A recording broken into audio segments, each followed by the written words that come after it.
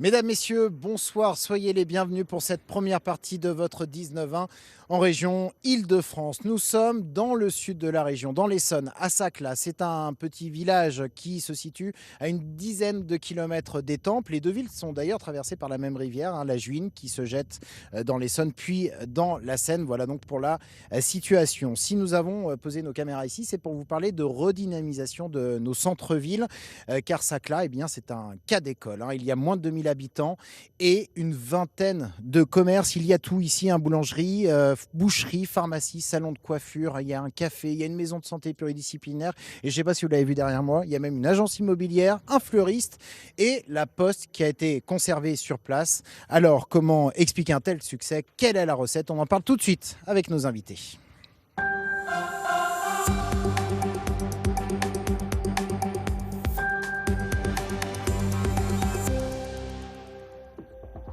Et de la redynamisation de nos centres-villes. On va donc en parler tout de suite avec nos invités sur ce plateau qui a été installé devant la mairie de Saclay, une très belle mairie en pierre apparente. Bonjour monsieur le maire, merci de nous recevoir ici. Yves Gaucher, vous êtes maire de Saclay depuis 1995 et puis vous êtes un enfant du pays, de la commune. C'est ici donc que vous êtes né. Vous allez nous expliquer comment vous avez redynamisé cette commune. Autour de cette table également François Durovray, bonsoir. Bonsoir. Président du département de l'Essonne. Et puis Roland Mouchel-Blaiseau, bonsoir. Bonsoir. Vous êtes directeur du programme national Action Cœur de Ville qui vise à redynamiser nos centres-villes. Peut-être cette question introductrice, monsieur le maire, cette diversité commerciale, elle est finalement assez récente, 10, 15 ans. Est-ce que vous avez l'impression d'avoir retrouvé votre village d'enfant? Tout à fait, j'ai même l'impression qu'il est mieux que quand j'étais enfant. C'est-à-dire que vous avez mené une véritable politique pour le redynamiser. On en parlera en détail tout à l'heure, mais c'est un sujet que vous avez dû prendre à bras-le-corps. Bien sûr, parce que quand j'ai été élu, je ne voulais absolument pas que Saclay soit un village dortoir, et je voulais un village actif, où il se passe des choses. Alors, pour redynamiser ce village, vous avez bien sûr été accompagné, notamment par le département et puis aussi par la région. Ça, c'était essentiel, ce soutien. Sans Tout à fait. Le département et la région sont nos principaux soutiens. Alors, on va partir retrouver dans la commune Céline Cabral qui est allée un peu se rendre compte de cette diversité commerciale. Céline, vous êtes arrêtée, je crois, à la pharmacie. Oui, Florent, je suis ici dans la pharmacie de Saclay en compagnie de la pharmacienne Françoise Caravati. Bonsoir madame. Bonsoir. Quelle est la force de votre pharmacie ici au cœur de Saclay? Sa force principale, c'est son positionnement auprès de la maison médicale, sa surface. Nous avons un local qui nous a été trouvé par la mairie et tout à fait optimum pour l'exercice pharmaceutique actuel. Sa force, c'est l'implantation dans Saclay, qui est un village très dynamique et dans lequel nous nous trouvons très bien. Alors, vous aviez une pharmacie avant. Là, cette nouvelle pharmacie, elle fait un peu plus du double. Et il y a beaucoup de patients, de clients qui viennent de Saclay, mais aussi des villes alentours. Des environs, Boissy-la-Rivière, Saint-Cyr, Fontaine, tous les villages environnants. Effectivement, parce que grâce à ce local performant, on peut proposer tous les services nécessaires dans une pharmacie, de l'orthopédie, du matériel médical, toutes ces fonctions qui ne pouvaient pas être réalisées avant dans la petite surface. Et beaucoup de conseils aussi. Beaucoup de conseils et toute l'équipe est tout à fait capable et aime de prodiguer les conseils à la population. Alors justement, cette population, elle est juste derrière nous. Bonjour. Bonsoir mesdames, qu'est-ce que vous êtes venues faire ce soir? Chercher ma crème, mais c'est vrai que c'est bien pratique puisqu'elle est à côté de chez moi aussi, cette pharmacie, ne serait-ce quand on sort du médecin, d'avoir une pharmacie à côté de chez nous, c'est très pratique. J'ai une petite sœur pareil qui a suivi un traitement, donc avoir une pharmacie à côté de chez nous, je me répète, mais c'est bien pratique. Merci mesdames, voilà Florent, ce que l'on pouvait dire sur cette pharmacie ici au cœur de Saclay. Merci beaucoup Céline, on vous retrouvera bien sûr tout à l'heure. François Durovray, quand on voit tous ces villages qui se sont désertifiés médicalement, commercialement parlant, quand on voit l'exemple de Saclay, ça donne espoir. C'est possible de redynamiser nos centres-bourgs. C'est possible et Saclay en est une preuve. C'est vrai que l'Essonne, peut-être plus que d'autres départements, c'est une petite France et on a beaucoup de centres commerciaux, on a Internet aussi qui fonctionne beaucoup et des achats en ligne. Mais on voit aujourd'hui qu'il y a un retour de nos concitoyens vers leur cœur de ville, avec le souci de la convivialité, de la proximité, de produits de qualité. Et Saclay, parmi d'autres villages du département, montre qu'on peut, si on agit ensemble, faire revenir des commerces, faire revenir des services publics et donc redonner vie à des villages. Roland Mouchel-Blaiseau, vous êtes directeur du programme Action Cœur de Ville qu'on détaillera tout à l'heure. On le voit quand même, le rôle du maire est prépondérant quand on parle de redynamisation des centres-villes. Oui, d'abord, ce qu'on voit à Saclay est tout à fait exceptionnel. Bravo, monsieur le maire, et à votre équipe municipale. Il faut partir des projets locaux. Souvent, vous savez, dans les politiques publiques, ça part d'en haut et puis on demande au territoire de s'adapter. Eh bien, il faut faire exactement l'inverse. Partir des projets locaux, partir justement des projets des territoires. Et c'est à nous, administration, puissance publique, haute collectivité, de trouver les dispositifs pour venir conforter toutes ces initiatives locales qui montrent que, après des décennies où on a un peu négligé nos centres-villes, aujourd'hui, c'est la nouvelle frontière, je dirais, de l'aménagement urbain. Ces centralités, elles sont au cœur du dispositif Action Cœur de Ville. Et vous laissez toute l'attitude au maire, hein, c'est ça, c'est que c'est vraiment des projets qui partent du terrain. Le programme Action Cœur de Ville, en 2 mots, c'est pour les 222 villes moyennes. Il y en a une qui, d'ailleurs, tout près d'ici, Étampes, qui fait partie du programme Action Cœur de Ville. Et ce sont les maires, avec les conseils municipaux, l'appui de l'intercommunalité, qui sont chargés d'élaborer leurs projets. L'État, avec ses partenaires financiers, les autres collectivités, sont là pour les appuyer. Et donc, c'est une nouvelle méthode où je pense qu'en partant du terrain, on va beaucoup plus vite et beaucoup plus fort. Allez, pratiquement 19h tout de suite. On retrouve votre journal régional.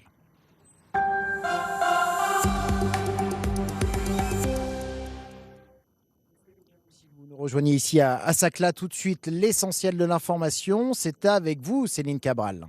Bonsoir Florent, bonsoir à tous. Dans l'actualité de ce vendredi, un enfant de 3 ans est mort renversé par une voiture sur le chemin de l'école. Cela s'est passé à Roissy-en-Brie en Seine-et-Marne. Le petit garçon roulait à vélo sur le trottoir quand le conducteur a fait une marche arrière.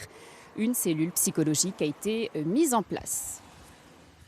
Côté transport, des contrôles pour faire respecter la réglementation des trottinettes dans la capitale. La préfecture de police mène actuellement une vaste opération de sensibilisation et de verbalisation, comme nous le montre ce reportage d'Isabelle Dupont et Benjamin Bonte. Dans le flot de la circulation, cet usager de trottinette ne se doute pas qu'il est en infraction. Il roule avec des écouteurs dans les oreilles. Interdit, en trottinette comme à vélo, et passible d'une amende de 35 €. Il y a ceux qui le savent et ceux qui font semblant de l'avoir oublié. Je vais faire gaffe, je le ferai plus. Voilà.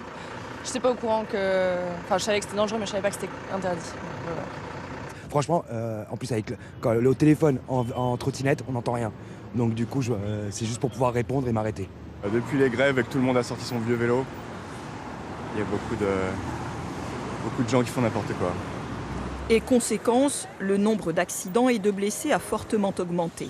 Plus 90% pour les cyclistes en décembre et 3 fois plus d'accidentés chez les utilisateurs de trottinettes depuis le début de l'année. En cause, le non-respect de certaines règles élémentaires devenues obligatoires depuis un décret d'octobre dernier sur les engins de déplacement personnel. Ce qui est interdit en trottinette ou en vélo, c'est par exemple de passer au feu rouge, sauf quand il y a une réglementation spécifique qui le fait. Il est interdit de rouler sur le trottoir. Le trottoir, c'est pour les piétons, c'est pas pour les engins à 2 roues. Et puis, principalement, ce que l'on constate aujourd'hui, c'est interdit d'utiliser le téléphone portable, même simplement pour écouter de la musique. Dans 4 endroits de Paris, les policiers ont fait aujourd'hui plus de sensibilisation que de réelle verbalisation. Pas sûr pour autant que cela suffise à faire disparaître toutes les mauvaises habitudes. Dans l'actualité également, la 3e édition de la Nuit de la Solidarité. 1700 bénévoles ont sillonné les rues de la capitale hier soir à la rencontre des sans-abri. L'an passé, plus de 3500 SDF ont été recensés.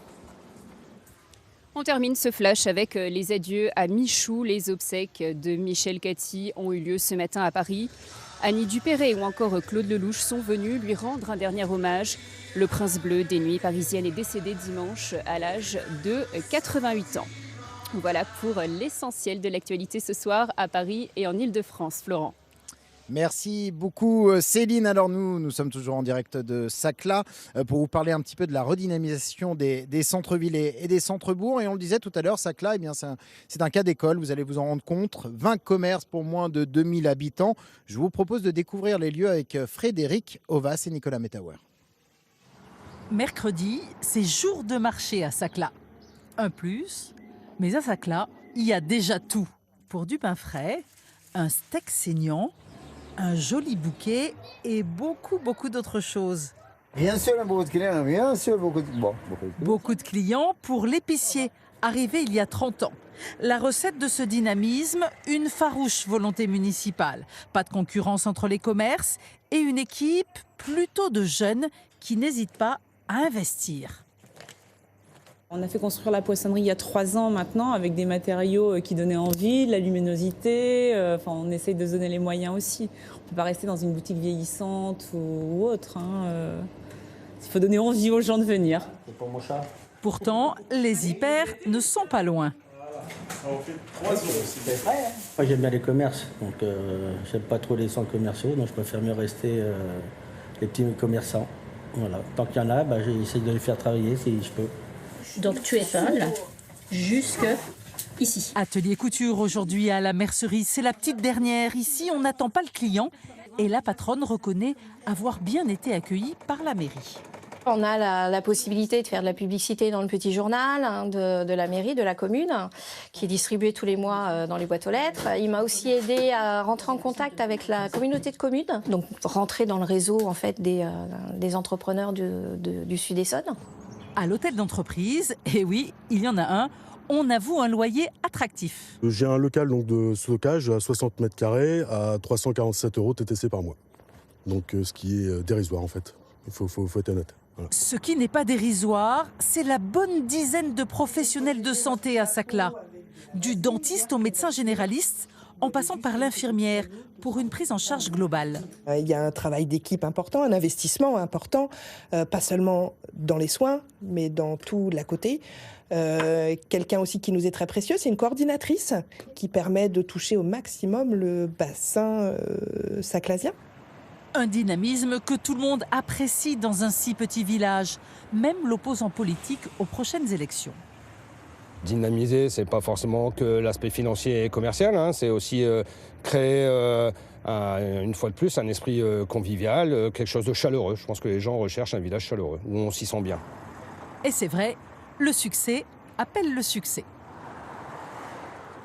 Donc voilà pour cette présentation de ce village de Saclay. J'imagine que vous êtes fier du travail accompli, Yves Gaucher. C'est quoi la recette du succès ici? C'est passé par quoi? Alors, je vais d'abord vous dire que centre-ville. Quand j'ai été élu en 1995, j'ai fait faire une étude par la chambre de commerce et on m'a dit, vous savez, monsieur le maire, c'est pas la peine d'essayer, à Saclay, les commerces, ça ne tiendra pas. Et pourtant, j'en voulais tellement que j'ai persisté 20 commerces. Et que je me suis aperçu que pour avoir des commerces, il faut avoir des clients.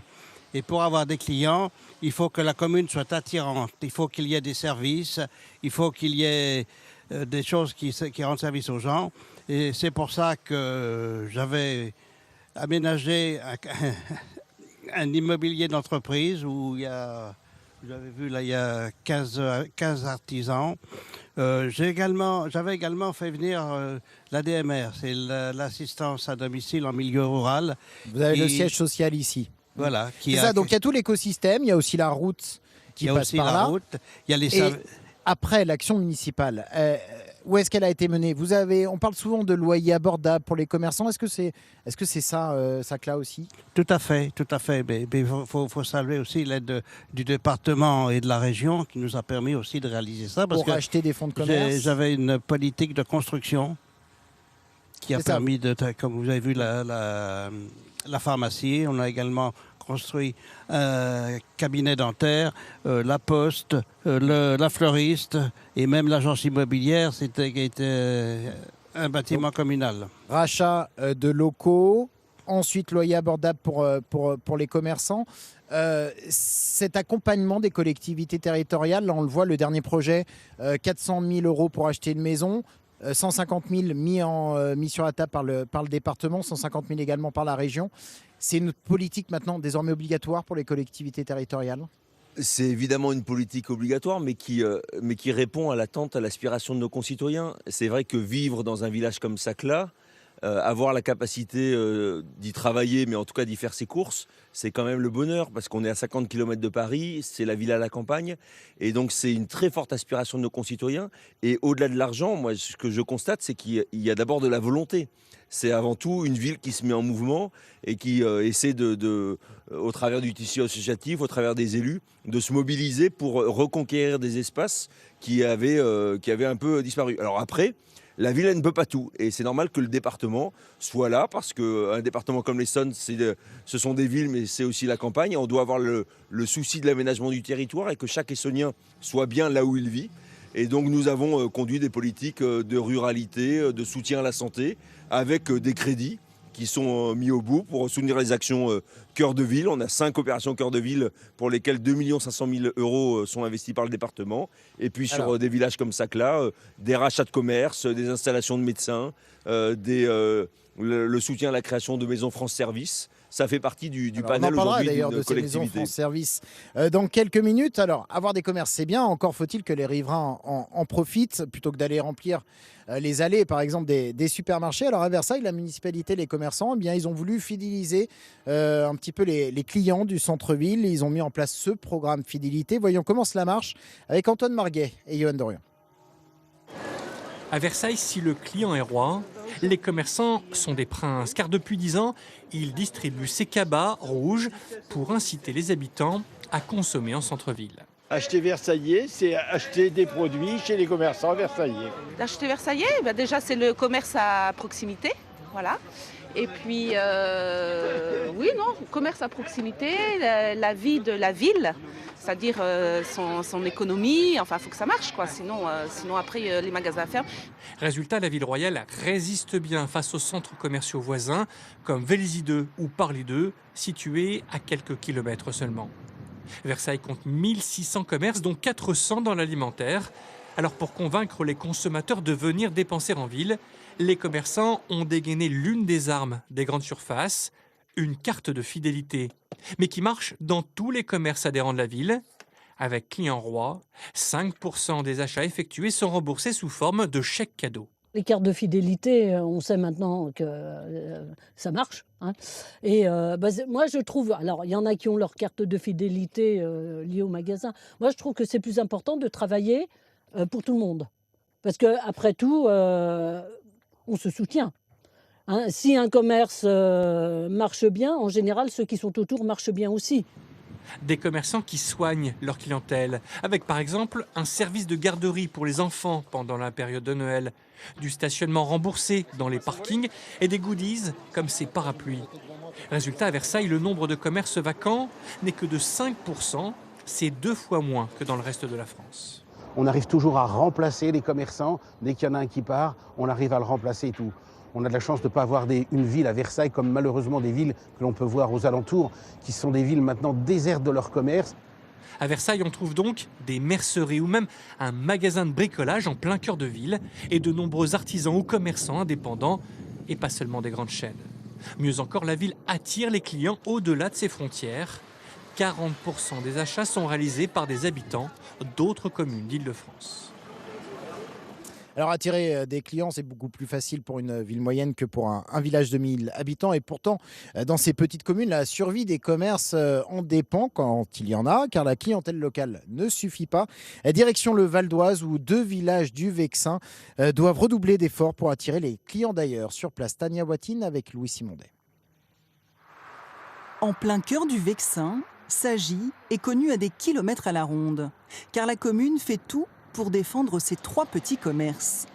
Mais dans un village de 1100 habitants, la clientèle locale ne suffit pas.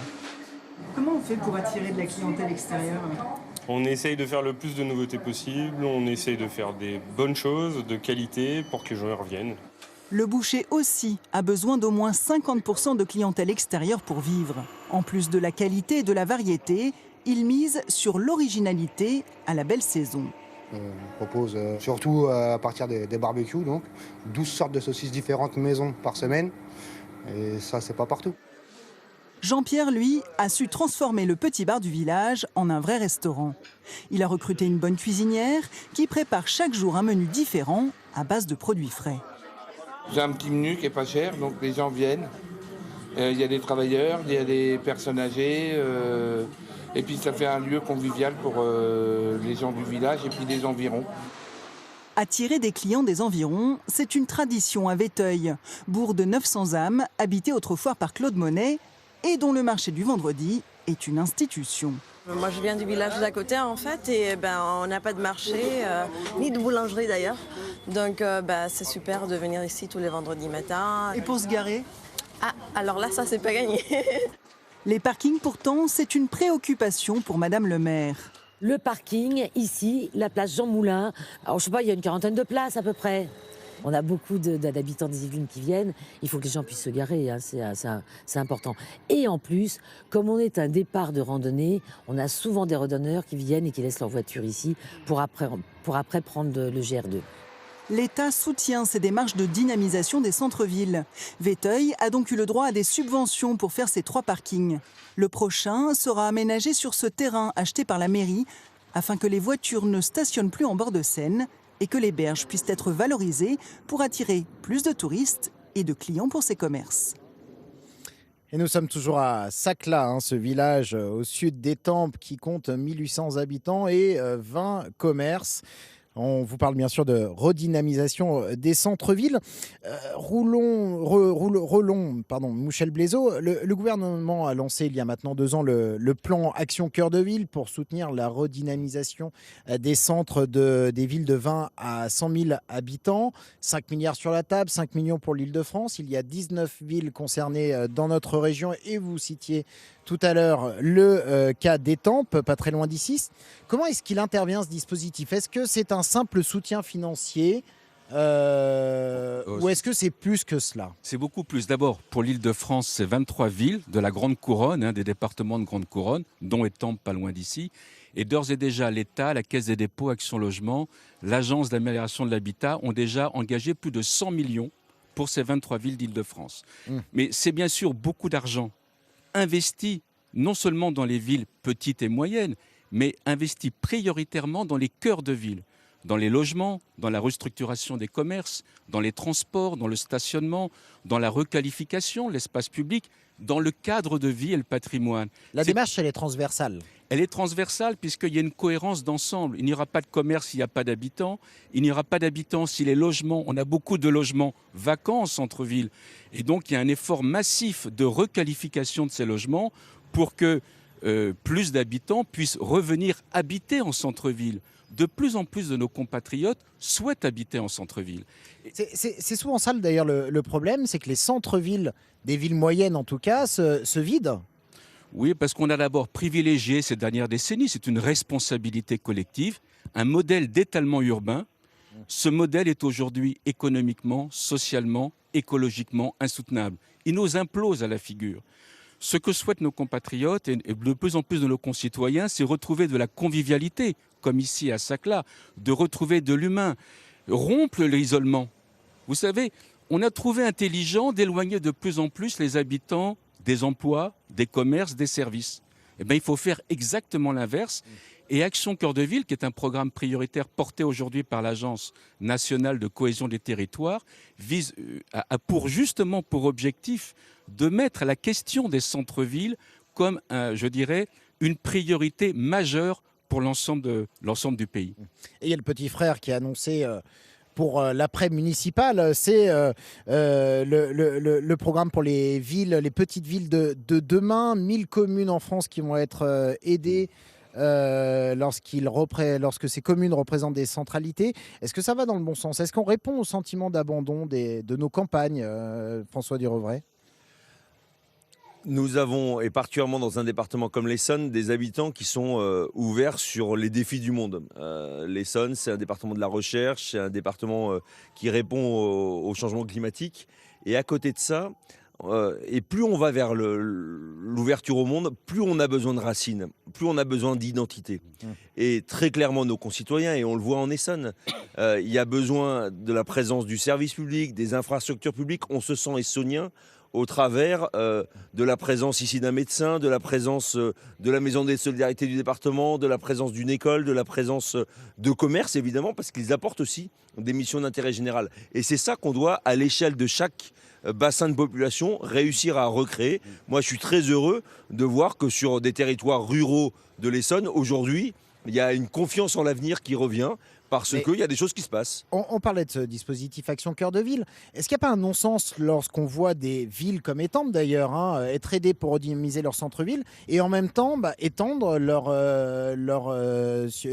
zone commerciale en périphérie? Je ne veux pas intervenir sur un dossier local, mais au niveau national, au sens large, il y a une meilleure régulation aujourd'hui de l'urbanisme commercial, puisque la loi Elan a créé un outil qui s'appelle l'opération de revitalisation du territoire, qui donne aux élus locaux et aux préfets, dans certaines circonstances, un pouvoir de suspension lorsque des grands projets, tout grand projet n'est pas forcément le mal en soi, mais lorsque certains projets, par leur dimension, menaceraient l'opération de revitalisation commerciale du centre-ville. Et donc, il est très important que les collectivités, les élus, les acteurs locaux, avec le représentant de l'État, reprennent un peu la main sur ces sujets. Et plus généralement, l'argent, c'est important, mais les initiatives, les innovations, en fin de compte, laissez le territoire être innovant et vous verrez qu'il y a énormément d'initiatives qui permettent de rendre aujourd'hui nos centres-villes de plus en plus attractifs. Alors c'était à la fin du mois d'avril 2019. Pour répondre à la crise des Gilets jaunes et au sentiment d'abandon des territoires, le président de la République annonçait la création de 2000 maisons France Service. Alors il s'agit d'espaces où l'on regroupe des dizaines de services publics pour faciliter les démarches de la population. Près de 500 ont déjà ouvert en France, dont Saclay. Il faut dire, monsieur le maire, qu'elle existait déjà avant cette maison des services. Je vous propose de la découvrir avec Frédéric Ovas et Océane Labalette. Saclay, 1800 habitants, son église, sa rue principale et sa mairie. Une mairie poupée russe, car à l'intérieur, il y a aussi la caisse d'assurance maladie, la retraite, les impôts, la CAF, le Pôle emploi, la Poste, les ministères de l'Intérieur et de la Justice.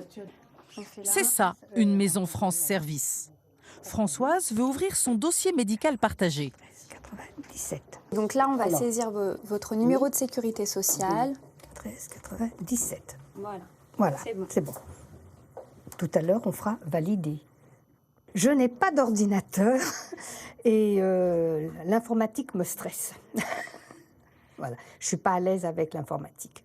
Donc, en venant ici, j'ai de l'aide et ça, c'est parfait. En 2022, il n'y aura plus de points d'accueil, donc tout va passer par des voies dématérialisées. Et on a reçu une formation avec chacun des partenaires pour pouvoir apporter une réponse, donc une réponse de premier niveau. Ce jour-là, visite de la secrétaire d'État aux affaires européennes. Vous êtes déjà très formé numériquement. Vous avez fait des ateliers. Oui, j'ai fait 2 ateliers qui étaient ici à la maison. Tout à fait. Il y a à la fois la présence des services publics, des permanences, l'aide en ligne, et puis aussi la visioconférence. Si vous avez une demande très précise, on peut vous trouver la bonne personne dans le bon bureau, mais peut-être qu'il est à 30 ou 40 km d'ici. Et du coup, les personnes peuvent, depuis Saclay, depuis ce village, avoir accès à l'intégralité des services que la République leur offre. Et pour les questions plus complexes, il faudra tout de même se déplacer. Ici, à Fontenay, en Seine-et-Marne, c'est ce que dénoncent certains syndicats. L'usager est perdant, puisqu'on leur propose une détérioration de renseignements. En fait, Actuellement, lorsqu'ils viennent, ils peuvent avoir leurs renseignements tout de suite être reçus dans un bureau et avoir les réponses directement. Or, avec la mise en place des maisons France Service, ce ne sera pas forcément le cas. D'ici 2 ans, le gouvernement entend ouvrir 2200 maisons France Service pour lutter contre la désertification des services publics.